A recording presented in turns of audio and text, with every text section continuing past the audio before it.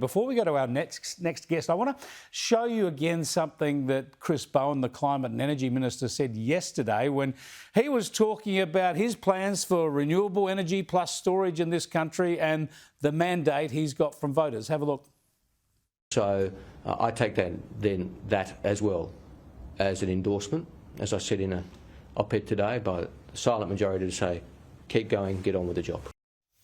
Keep going, get on with the job. Now, I don't dispute the fact that he's won the election. They've won the election. They've got every right to proceed with the policies they outlined. But the key question is, can they work? Let's catch up again with Aidan Morrison, who's the Energy Program Director for the Centre for Independent Studies. Good to talk to you, Aidan. Simple question then.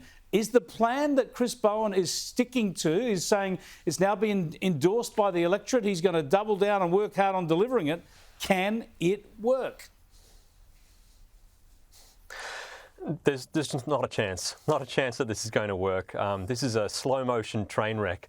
It's like we're sort of kicking around ice on the deck of the Titanic thinking, oh, that was fun to brush up against that. We haven't taken seriously how badly things are shaping up. The signs are all there at the moment. They can't get any private investors to basically completely back renewable energy projects without them being underwritten by the Capacity Investment Scheme. That's an open-ended subsidy. We don't know what it's going to cost to force them to do things the market would otherwise not do. Rooftop solar is about to be curtailed this year, all right? The market operator has told people we have to turn off their solar because there's too much rooftop solar in the system. To keep it steady from an engineering system and not repeat Spain, we have to start turning off people's rooftop solar. It's happening this year. Unfortunately, the coalition just chose not to actually attack the status quo and demonstrate how badly the wheels are about to fall off. And so I think that voters didn't get a real chance to really express discontent because they weren't informed by just how badly this is going to go. Yeah, this is a couple of points there that are really key, that are really to the front of mind when it comes to my thinking. The first one is, yes, Labor won the politics. Labor has a mandate. Labor says that renewables are popular. We know they've always been popular. But none of that changes the engineering or the economics. And, this plan can't work. And at some stage, we have to confront that reality. And the second point, as you say, when it comes to the coalition's campaigning, I just thought it was really mealy-mouthed, as if it's some choice between nuclear or something else. No, the real argument is what we're doing now is a disaster. It can't work. So what are we going to do to fix it? What's our long-term plan for the future? And that's, of course, where nuclear comes in. But there's another option that some people claim, and Chris Bowen was banging on about that again yesterday. Have a look. Of course, it also plays a role in supporting heavy industry while we're waiting for green hydrogen to become more commercial. He's still talking about green hydrogen, Aidan, even after almost a dozen major projects in Australia have been scrapped and Twiggy Forrest is sacking 100 people who are supposed to be working on this. It's just crazy. He's the last man standing, still putting any hope in this at all. So we've got him still, I don't know, just pushing it out, kicking the can down the road, hoping. This whole plan is just built on hopeful hand-waving. The serious engineering has not been done to kind of actually pin this down. All of AEMO system stability things are about plans to make studies, to investigate further what the requirements will be.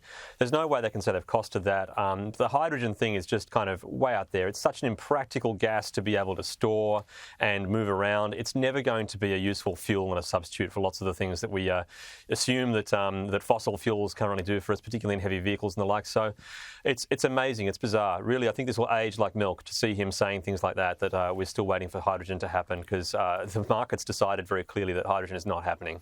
Yeah, so hydrogen's not happening. The massive build-out of renewables is hitting hurdles, and transmission is hitting hurdles everywhere as communities understandably react against it. But even still, of course, we don't have the storage. There's no pumped hydro to speak of. The Snowy 2.0 is still a disaster, stuck in a tunnel. Batteries are too expensive. I mean, you inform us all the time of all of these hurdles. So what I want to know is what your role is. People like yourself and other experts we talk to, you're not political. You're not interested in partisan arguments. You're into an engineering and economics argument. What are you going to do now? Because you really need to convince a lot of the public, a lot of people in business, and in particular people in the Labor Party, that they're taking us down a blind gully.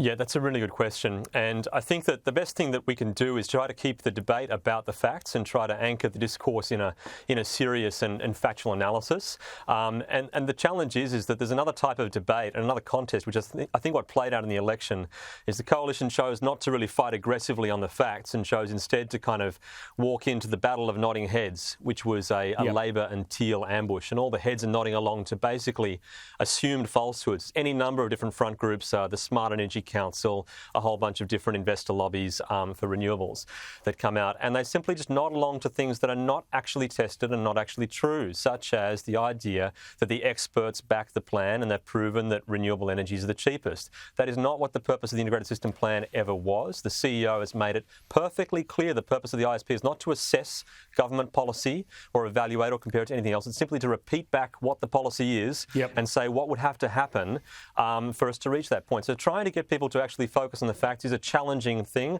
and I hope that politicians really try to pull the debate to that. But I mean, we will sit and wait and see what happens, but I am sure that the wheels will continue to come off. They are just, at the moment, are not visible.